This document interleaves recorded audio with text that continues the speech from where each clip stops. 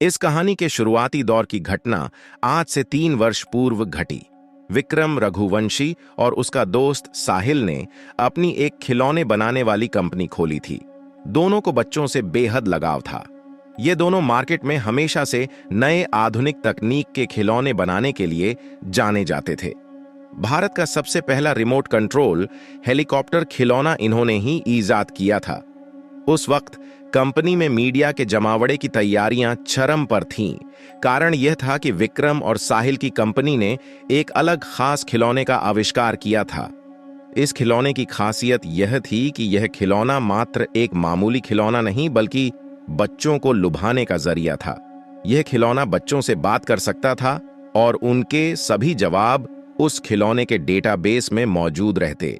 इसे एक तरह का छोटे रोबोट की तर्ज पर देखा जा रहा था। यह खिलौना बच्चों से बात कर सकता था, उनके साथ खेल सकता था। यह खिलौना वह सब काम कर सकता था जो बच्चे अपने दोस्तों के साथ करना पसंद करते हैं, अर्थात खेलना, कूदना, उनसे बातें करना। उसी दिन विक्रम की बातें अमेरिका के एक टॉय कंपनी से बातचीत हो रही थी। विक्रम ने अपनी कंपनी के इस खिलौने के कंपनी को अमेरिका को ऑनलाइन बेच दिया। ये बात उसने साहिल को नहीं बताई थी। अगले दिन मीडिया साहिल और विक्रम से इस खिलौने के बारे में बात कर रहे होते हैं। ये फंक्शन में वह इस खिलौने की टेक्नोलॉजी को विस्तार रूप से समझा रहे होते हैं। इस इंटरव्यू और लॉन्च इवेंट का प्रकाशन पूरे विश्व भर में हो रहा होता है। भारतीय समय अनुसार जब शाम का समय प्रगति पर था, उसी वक्त अमेरिका से एक खबर आई जिसके तहत साहिल और विक्रम की कंपनी के इस खिलौने पर चोरी का आरोप लगा। खबर के मुताबिक वह खिलौना का पेटेंट अमेरिका की टॉय कंपनी को जारी हुआ है। इसका साहिल को काफी बुरा प्रभाव पड़ा और उसने सुसाइड कर लिया। इस खिलौने को बनाने में उसने काफी मेहनत की थी। वह पेशे से इंजीनियर था, लेकिन इस सदमे में वह नहीं रह पा रहा था। अब वह खिलौने की कंपनी के पूरी संपत्ति अकेले विक्रम की हो गई थी। साहिल को मरे हुए अब 3 साल हो चुके थे। विक्रम आर्थिक रूप से काफी मजबूत हो चुका था। उसकी शादी भी हो चुकी थी। साहिल के हिस्से का भी उसने भुगतान करने को मना कर दिया था। एक दिन जब वह रात के 9 बजे अपने ऑफिस से घर की ओर निकल रहा था, तो उसे अपनी रॉयल्टी के कागज ढूंढने थे ताकि वह उन कागजात को अपने पास संभाल सके। इसी कागज को दिखा के ही उसे अमेरिका की कंपनी ने रॉयल्टी देने का वादा किया था। वह कागजात ढूंढने लगा। ऑफिस से सभी कर्मचारी चले गए थे। उसे वह कागजात ढूंढने में काफी समय लग रहा था। वह कभी कंप्यूटर के टेबल पर ढूंढता तो कभी कागजात सभी तहखाने में ढूंढता, लेकिन उसे हर बार निराशा मिली। उसने कागजात को ढूंढने के लिए हर दिन अपने ऑफिस के कार्य के बाद प्रयत्न किया, परंतु हर बार की तरह उसे इस बार भी मायूसी का सामना करना पड़ा।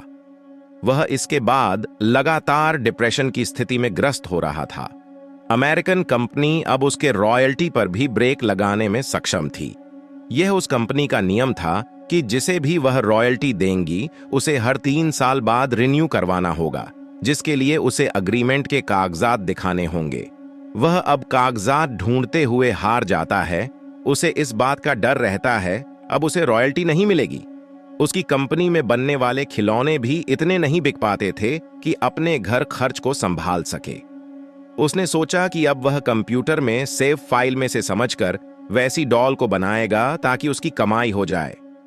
तकरीबन 2 से 3 महीने उसने घर में न जाने का फैसला किया। उसने अपना फैसला अपनी पत्नी को बता दिया था। इन 3 महीने में उसे अमेरिकी कंपनी से मैसेज आ गया था कि वह उसे अब रॉयल्टी नहीं दे पाएंगे। यह फैसला उसके लिए हैरान कर देने वाला नहीं था, क्योंकि इस निर्णय से वह पहले से ही वाकिफ था। अपनी कड़ी मेहनत के बाद उसे अपने कार्य पर सफलता मिली। उसने वह खिलौना बना दिया। खिलौने में आधुनिक वक्त के मुताबिक कुछ नए तकनीक का भी इस्तेमाल किया गया था। अपने परीक्षण में सफल होने के बाद विक्रम बेहद खुश था। इतने महीने के मेहनत के बाद विक्रम अपने घर जा रहा था। उसका बच्चा भी उसके इंतजार में राह देख रहा था। विक्रम अपने घर की ओर निकलते हुए विक्रम ने खुद से बनाया हुआ खिलौना अपने बच्चे के लिए ले जाना मुनासिब समझा।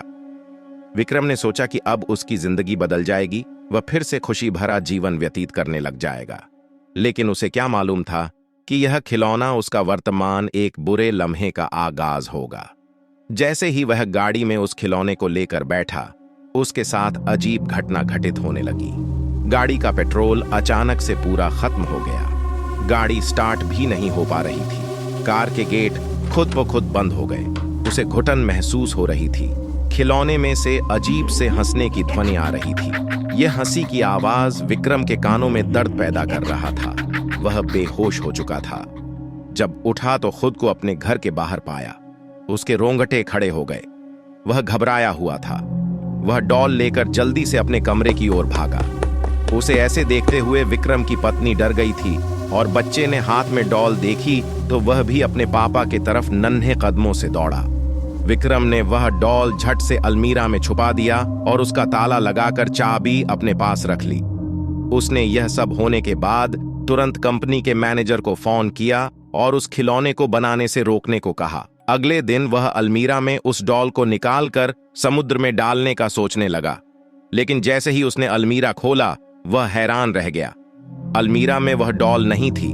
वह चिंतित हो गया। वह जल्दी से तेज रफ्तार में भागा। वह अपने बच्चे को ढूंढ रहा था। उसे जो डर था वही हुआ। उसका बच्चा उसी डॉल के साथ खेल रहा था। विक्रम अपने बच्चे से डॉल खींचकर ले गया। वह डॉल उसके हाथ में आते ही वही अजीब हंसी के साथ हंसने लगा। मेरे से पीछा नहीं छुड़ा पाएगा विक्रम। मेरी मेहनत को तुमने चंद पैसों के लिए बेच दिया। यह आवाज किसी अन्य की नहीं बल्कि साहिल की थी। विक्रम काफी भयभीत हो चुका था। उसने वह डॉल समुद्र में फेंक दिया, लेकिन इसके बावजूद साहिल की आवाज सुनाई दे रही थी। यह आवाज उसे पागल कर दिया था।